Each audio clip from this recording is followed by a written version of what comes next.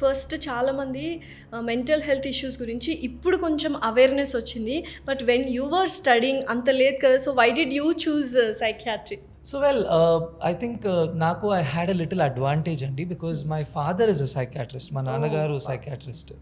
So వాస్తవంగా మా నాన్నగారు సైకాట్రీ చేద్దాం అనుకున్నప్పుడు కూడా there was a lot of resistance.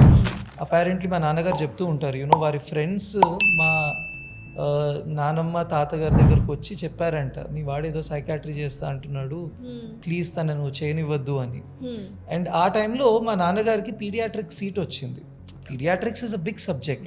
So దాన్ని కాదనుకుని సైకాట్రీ చేయడము was a very big shocker to a lot of people. మా నాన్నగారు చేసిన 30 ఏళ్ల తర్వాత నేను సైకాట్రీ చేస్తున్నప్పుడు కూడా the resistance was still there. వాస్తవంగా నేను సైకాట్రీ చేద్దాం అనుకున్నప్పుడు చాలామంది నాకు చెప్పింది ఏంటంటే, ఒకవేళ నిజంగా సైకాట్రీ చేయాలనుకుంటే ఇండియాలో కాదు, యుఎస్కి వెళ్ళి చేస్తే అక్కడ సైకాట్రీకి ఎక్కువ వెయిటేజ్ ఉంటుంది, ఇంపార్టెన్స్ ఉంటుంది అని. కానీ ఇఫ్ యూ ఆస్క్ మీ, అంటే ఈ లాస్ట్ 10-15 yearsలో there is a lot of change. Mental health acceptance అనేది ఇందాక మీరు అన్నట్టు హ్యాస్ ఇంక్రీజ్డ్ అ లాట్.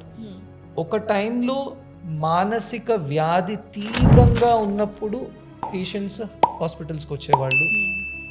దాని తర్వాత నేను చూసిన షిఫ్ట్ ఏంటి అని అంటే, కొద్దిగా మానసిక వ్యాధులు మొదలవుతుంటేనే వార్నింగ్ సైన్స్ ఏమైనా వచ్చినప్పుడు వాటిని గమనించి జనాలు రావడం అన్నది.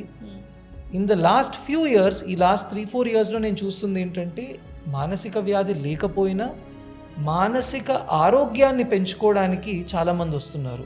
So from mental illness to mental wellness అన్నది is a huge paradigm shift that I'm seeing. And I think a lot of people like you, you know, itla, you know, bringing in, you know, people like me, yes. And you know, దీని గురించి ఆ స్టిగ్మాని తగ్గించడము, వీటి గురించి మాట్లాడడానికి you know జనాలని ప్రోత్సహించడము. So all of you are actually responsible for this whole shift. So we should be thanking you for that. Definitely, because